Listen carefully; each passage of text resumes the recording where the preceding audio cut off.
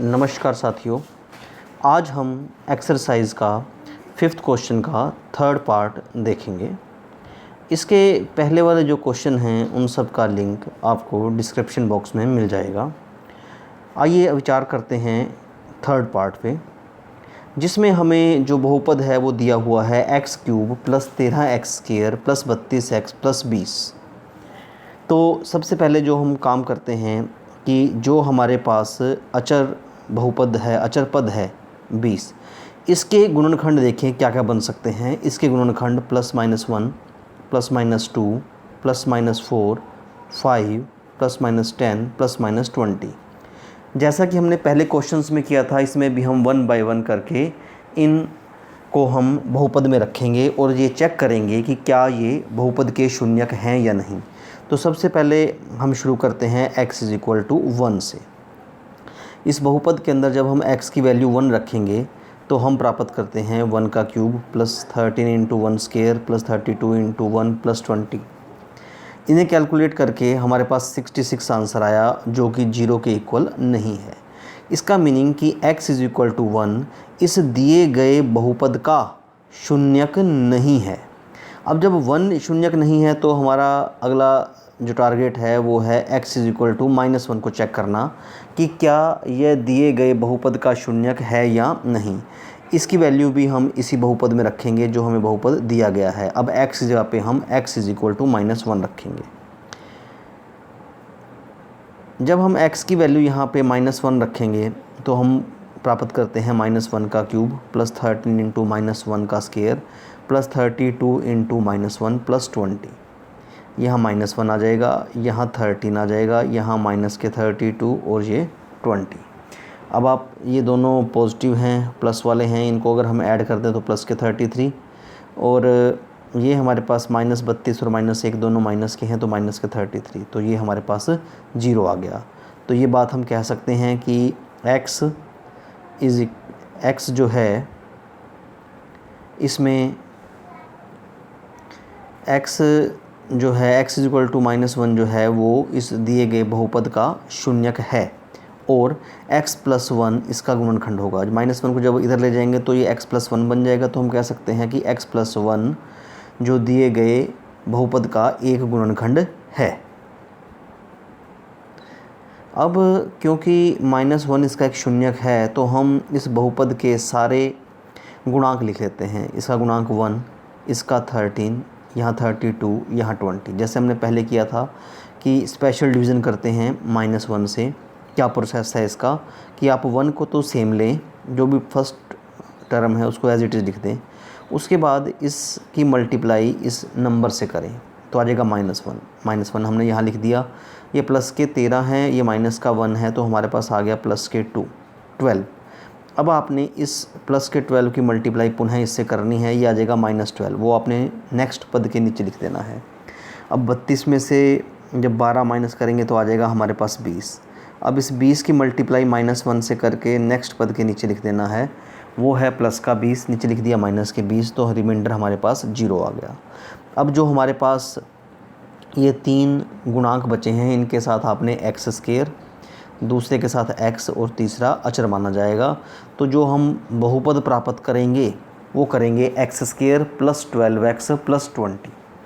इसको भी हम जो मध्य पद है उसको विभक्त करके हम अपना गुणनखंड करेंगे। इसके मध्य पद जो है वो है हमारे पास 12x और गुणनफल आना चाहिए 20, यानी कि आपने 12x को ऐसे 2 टुकड़ों में विभाजित करना है कि उनको गुणा करने पर प्रथम और तृतीय पद के गुणनफल यानी कि 20x² के बराबर आए। तो हमने ऐसे 2 टुकड़े देखे, 10 और 2x, 10x और 2x। जब आप इनको जोड़ेंगे तो 12x आ जाएगा, जब आप इन दोनों की गुणा करेंगे तो 20x² आ जाएगा। पहले 2 पदों में से आप x कॉमन लें, यहाँ बचेगा x + 10। जो लास्ट के 2 पद हैं इनमें से 2 कॉमन लें तो यहाँ भी बचेगा x + 10। अब आप ध्यान से देखिए कि यहाँ भी x + 10 है और यहाँ भी x + 10, इसको हमने बाहर लिख लिया। रिमेनिंग हमारे पास बच गया x + 2। तो ये 2 गुणनखंड इसके बन गए। पहला गुणनखंड हमने x + 1 पहले ही फाइंड आउट कर लिया था, तो दिए गए बहुपद के ये 3 गुणनखंड हमने बना दिए। आइए अब हम इसका नेक्स्ट पार्ट देखते हैं। फोर्थ पार्ट में जो हमें बहुपद दिया गया है वो है 2y³ plus Y square minus 2y minus 1। अब यहाँ पर जो अचर संख्या है वो -1 है। -1 के गुणनखंड +1 या -1 हो सकते हैं। तो पहले की भांति हम इस क्वेश्चन को पहले 1 से स्टार्ट करते हैं, चेक करते हैं कि क्या y = 1 इस दिए गए बहुपद का शून्यक है या नहीं। हमने जहाँ जहाँ y है वहाँ वहाँ वैल्यू 1 पुट कर दी और कैलकुलेट किया। 2 + 1 -2 -1 +2 -2 से कैंसिल हो गया, +1 -1 से, तो हमारे पास यहाँ पर क्या आ गया, 0 आ गया। तो हम ये बात कह सकते हैं कि y = 1 दिए गए बहुपद का शून्यक है। और यदि y = 1 शून्यक है और y को बराबर से इधर लाएं तो y - 1 इस बहुपद का एक गुणनखंड भी बनेगा। अब दूसरे शून्यक या दूसरे गुणनखंड ज्ञात करने के लिए शून्यक 1 लें और पहले आप अपना बहुपद लिख लें जो बहुपद दिया है। इसके सभी पदों के गुणांक लिखें। 2, इसका गुणांक 1, इसका गुणांक -2, इसका गुणांक -1। और अब हम भाग कर रहे हैं, इसको स्पेशल डिवीज़न जो है 1 से कर रहे हैं। जैसे कि आपको नियम पता है, पहला पद सेम एज़ इट इज़ जैसा दिया गया है वही लिख लें। दूसरे पद के लिए इसकी मल्टीप्लाई इससे करके दूसरे पद के नीचे लिख देंगे। 2 को 1 से मल्टीप्लाई किया, 2 आ गया, इसको हमने दूसरे पद के नीचे लिख दिया। अब ये दोनों ही प्लस के हैं तो हमारे पास आ जाएगा 3। अब पुनः इस 3 को आपने 1 से मल्टीप्लाई करना है और तीसरे पद के नीचे लिख देना है। अब यहाँ पर -2 पहले दिया हुआ है, प्लस के 3 और आ गया। यदि इन दोनों को हम ऐड करेंगे तो हमारे पास प्लस का 1 बचेगा। अब फिर उसी स्टेप को दोहराना है कि 1 को 1 से मल्टीप्लाई करनी है और इसको चौथे पद के नीचे लिख देना है। यहाँ पे -1 दिया हुआ था, ये 1 आ गया। यदि इन दोनों को योगफल करेंगे तो 0 आ जाएगा। अब हमारे पास 3 गुणांक बचे, 2, 3 और 1। 2 के साथ y², 3 के साथ y और 1 हमारे पास अचर पद माना जाएगा। अब दोबारा हम इसको मध्य पद को विभाजित करेंगे। हमारे पास बहुपद द्विघात बहुपद आ गया 2y² + 3y + 1।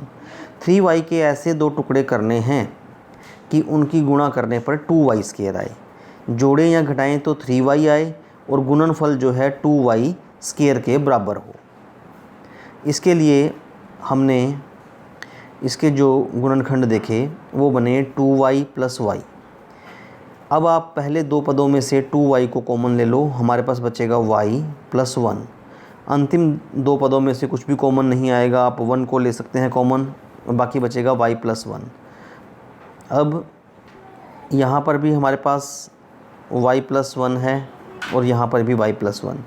y + 1 को हमने कॉमन ले लिया, हमारे पास बचा 2y + 1।